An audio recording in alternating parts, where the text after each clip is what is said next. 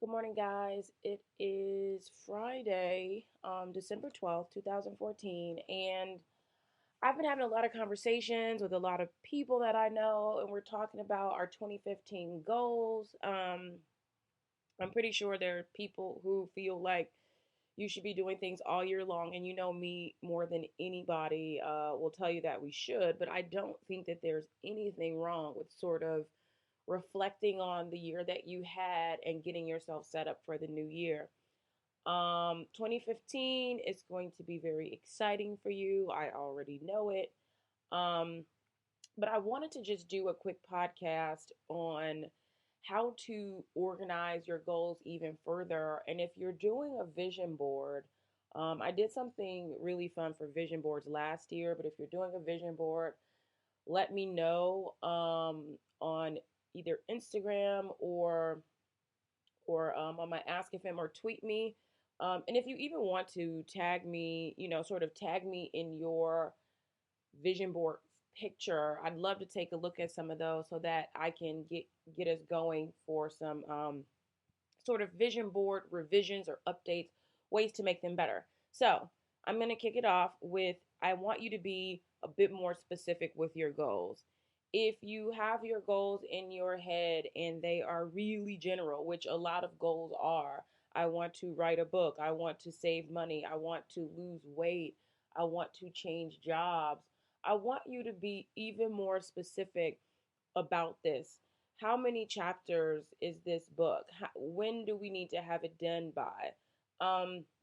Same thing for saving money. I was having a conversation with my assistant the other day, well, actually about a month ago, and she said, I want to save more money for 2015. And I go, okay, well, how much? And she's like, didn't think about it. And that's what happens when you set goals and we aren't specific. I mean, you could save $10 and technically you saved a goal. You know what I mean? And you don't really have to be accountable because you did what you said you were going to do.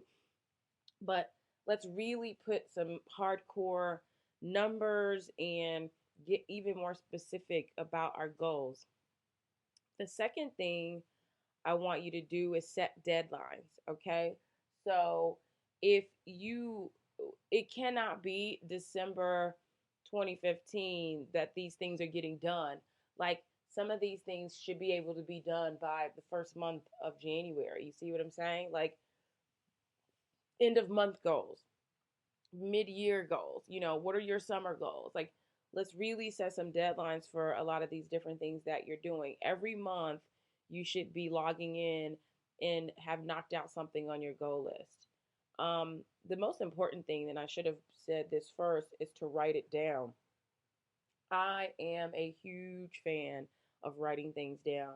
And writing things down help you in more ways than you'll ever imagine. And I actually have something coming very soon for you that is going to help you with this whole process of staying organized. Um, what does writing things down do? It boosts your memory, right? Like when you are constantly being reminded of the things that you wrote down, it stays into your mind. It stays with you. Um, it reduces anxiety, and I can tell you this: like I am the queen of like sort of anxiety and stressing out, and writing things down helps you get all of this gunk out. You ever feel overwhelmed some days and you're just kind of like, oh my God, I get like that too. So I get out my notebook and I just really start writing out every single thing. And that's going to help you bring down your anxiety because it's swirling around in your head. And it's like, how am I going to keep up with everything? And you'll keep up with it by writing it down. It also helps you to organize your priorities. Once you start writing out your 2015 goals, you'll be able to see what needs to be pushed to the top and what are some things that can wait. Now, one thing that I want to tell you about, your list and your goals is to attack the hardest thing first, okay? That's going to give you the momentum for your smaller goals. And then you're going to find out how much easier it is when you do the biggest thing first. So, writing things down is going to clear your mind. It's going to also help you process emotions. How often do we get emotional about things? And once we see things written out, writing out your feelings, it really is helpful in allowing you to process your emotions. So I do a mix of listing and journaling throughout the year. So I'm going to continue to share more of that with you so that it helps you. But I like lists, and then I like to journal feelings. That way I stay on task, because you'll find sometimes that the days that you're more emotional about things, that your list on that day, maybe you didn't accomplish as much. That way, as you're processing your emotions, you're not going to beat yourself up about the days that you don't really get much done, because maybe you were in a slump that day. Or you'll see the days that you like knocked off everything off your list and you were in a really great mood. What did you do that day? Did you exercise? Did you eat certain foods? What sort of ritual aided in getting that stuff done? Keeping a record of things like that is going to help you in the future. So, we're going to continue to come back to this method, but this is why writing things down is so important. Another thing that I want you to think about doing before the new year is, who is going to be your accountability partner for 2015? Who is going to be your sort of health or fitness accountability partner? Who is going to be your business and finance accountability partner? And who's going to be your partner in making sure that you are continuing to have fun and enjoy your life? So now's the time to sort of get that organized and pick people to be your accountability partner. What is this person going to do? This is going to be the person that is always checking in with you and making sure that you're doing what you said you're going to do. And so, this is also the person that when they are getting on your butt about not doing things, you're not going to be sensitive or get upset, because you have requested that they hold you accountable. So, if it is a friend and your friend says, "Hey, did you make it to the gym today?" And you're like, I did this." And they're like, "Come on." You're not going to fight that person. You need that person to basically be there to sort of punch you in the gut. And I'll tell you a really true story. And for those of you who have followed me for a long time, I would say like maybe 3 years ago when I first started Curlbox, and I literally was taking like a beating. People sometimes they would go overboard with the mean tweets and mean emails, and I mean just like nonstop. And I'm totally open for dialogue. I actually love conflict, because conflict is where I think we learn the most about each other and how we grow. Like, I can't keep thinking I'm always right, and you can't keep thinking you're always right. So conflict allows us to grow. But I have a friend who is still in place that says, anytime you are upset or someone has said something mean or rude to you and you are going to write back, you are to send it to me first, and we'll take it from there. What does that do? 9 times out of 10, now we don't even do it anymore because I'm over it. But at the time, it allowed me to get those feelings out. Like, I really wanted to say things, or I wanted to fire back, or I wanted to, anything like that. So the exercise of getting it out. I didn't send it to someone. I sent it to my accountability partner, and my accountability partner would send me back the stock sort of kumbaya message to get me back to my centered place.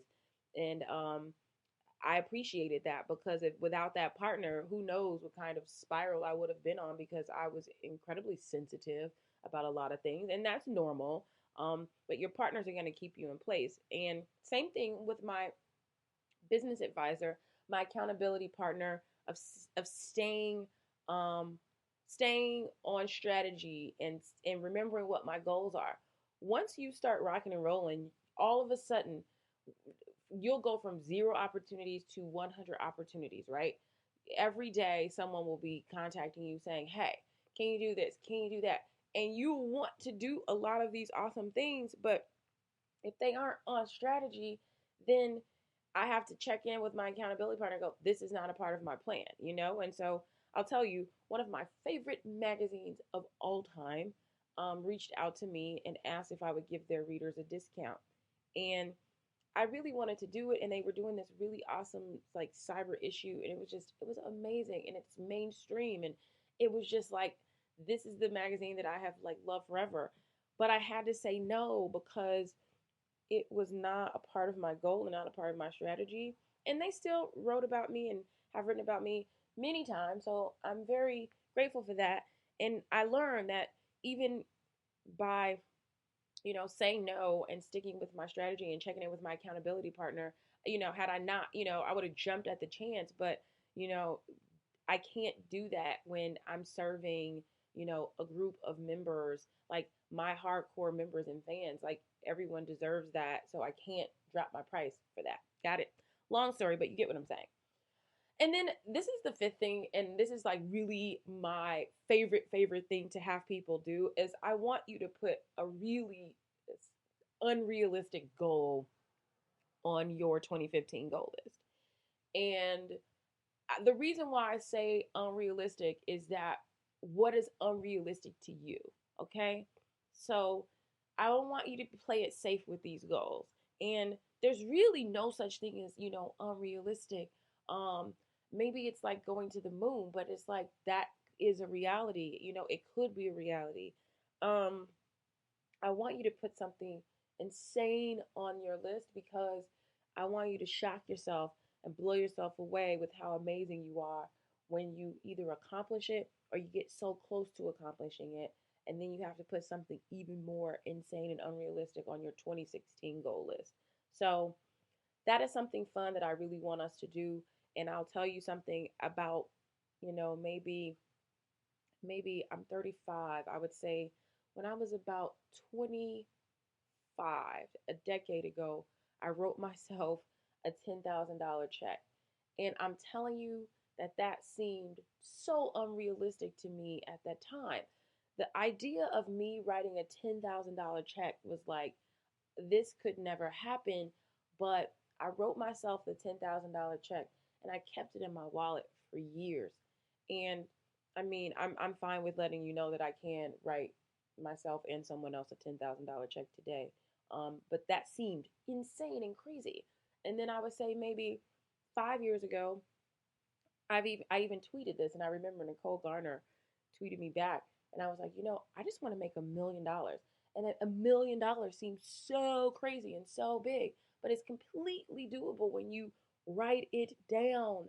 So I want you to write your insane goals down, and tweet me, what your unrealistic goals are. We're going to continue to talk about that, and I want you to just remember to check things off as you go, check things off, and add more. And so hopefully that helps you get some fuller and more robust goals for 2015. Tweet me, ask FM me. Let's continue to talk about this. And I'm definitely going to do another podcast for you before the year is up. Hope everybody has a great day and weekend. And I thank you for sharing this podcast with your friends. I thank you for rating it on iTunes. It's all helpful, and I will continue to do more for you. Talk to you soon.